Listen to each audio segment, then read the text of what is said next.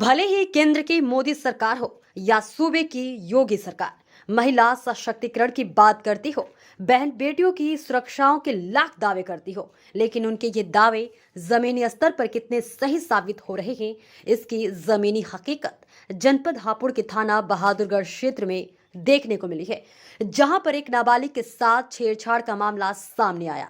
इतना ही नहीं, जिन्होंने छेड़छाड़ उस नाबालिग बच्ची के साथ की थी, उन्होंने ही विरोध करने वालों के साथ मारपीट भी कर डाली।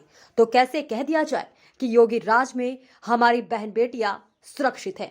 अब आपको पूरा मामला विस्तार से बताते हैं। दरअसल थाना बहादुरगढ़ क्षेत्र के ग्राम अलीपुर के निवासी रतन सिंह के खेतों में धान की रोपाई हो रही थी। रोपाई के दौरान उनके खेत में एक नाबालिग बच्ची धान रोप रही थी।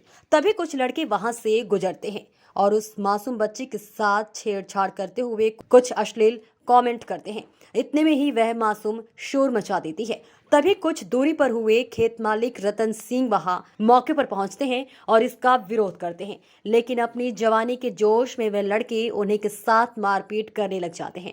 इतने में बचाव करने के लिए रतन सिंह का बेटा वहां आ जाता है, तो दबंगों ने अपनी दबंगई के चलते उसके सर पे चोट मार दी, जिससे उसकी आंख पर चोट लग गई और वह यह कह करके चला गया कि हमारा तुमसे कुछ नहीं बिगड़ेगा, जहां जाओ वहां चले जाओ। उसके बाद खेत मालिक रतन सिंह ने डायल 112 पर नंबर मिलाया, लेकिन यह किसी कारणवश उनका नंबर नहीं मिला, जिसके बाद वे अपने नजदीकी स्टेशन थाना बहादुरगढ़ पहुंचे और वहां जाकर के सारी घटना को बताया। वही थाना बहादुरगढ़ प्रभारी आशीष कुमार ने देरी न करते हुए अपराधियों के खिलाफ मुकदमा दर्ज करके आगे की कार्रवाई शुरू कर दी है। लेकिन यहाँ विचार करने वाली बात ये आ जाती है कि आखिर हमारी बहन बेटियों की सुरक्षा के जो लाख दावे किए जाते हैं, वे कैसे सुरक्षा प्रदान की जा रही है, ये अपने आप में विचारणीय प्रश्न है। अब जब इस तरह की घटनाएं आमतौर पर हो जाती हैं, तो इससे एक बात तो जाहिर हो जाती है कि बहन बेटियों के साथ इस तरह की जो घटनाएं हो रही हैं, इससे हमारी कार्यशैली पर भी सवाल खड़े हो रहे हैं।